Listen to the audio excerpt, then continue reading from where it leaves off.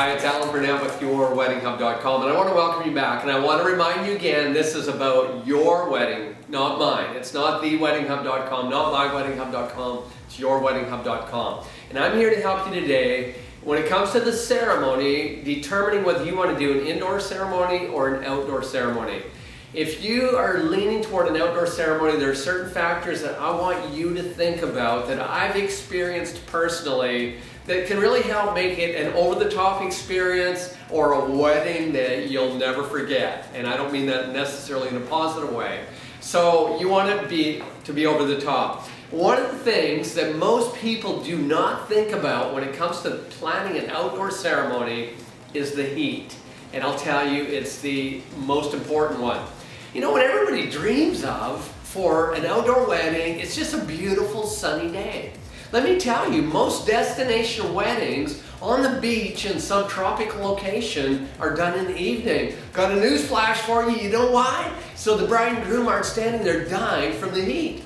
Anyone as in your guest list that happens to be wearing dark clothing, men or ladies, are going to be sitting there in that sweltering heat. And I just brought my handy dandy little fan along today because I've actually seen weddings where they handed these out to all of their guests at the beginning. And I'll tell you what, I've stood at the front and I've watched. It was like this flutter of fans going. I've also seen times where they didn't do that and they had prepared a program and no one paid any attention to the program because they were all turned into fans. So if you're thinking an outdoor ceremony, you may want to think about what time of the day is the best for you. And I'll tell you, part of the world where I'm talking to you from, 4 o'clock in the afternoon is kind of the high heat time.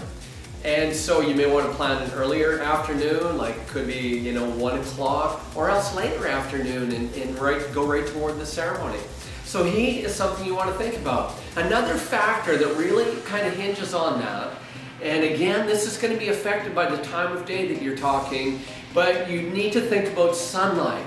And specifically, I mean the direction that the sun's coming from. I remember doing an outdoor wedding on this beautiful deck overlooking the ocean here in Vancouver, British Columbia, and across the inlet was downtown Vancouver. Just a spectacular location. But it happened to be that the ceremony was at 6 o'clock in the evening. And it's the time of the day when the sun is low in the sky, and we did the rehearsal the night before at the same time that the wedding was going to be, and I realized we had a real challenge on our hands. Either myself, or the bride, or the groom were going to be squinting into the sunlight. And you know what? It really didn't matter which one of us it was. In the photos, it was going to look pretty funny. And so you have to kind of position so that you don't have shadows falling in the wrong places because that'll really affect your photos.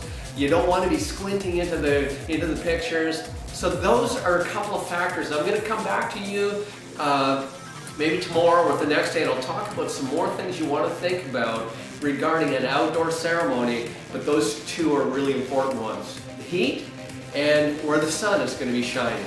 And so just think about those things because an outdoor wedding is beautiful, but if the elements are not working in your favor, it can be a bit of a downer. And you don't want that happening on your wedding day, believe me. So thank you for checking out YourWeddingHub.com. Check us out on Facebook. Actually, check out our official fan page and follow us on Twitter. And we'll talk to you tomorrow. See you on YourWeddingHub.com.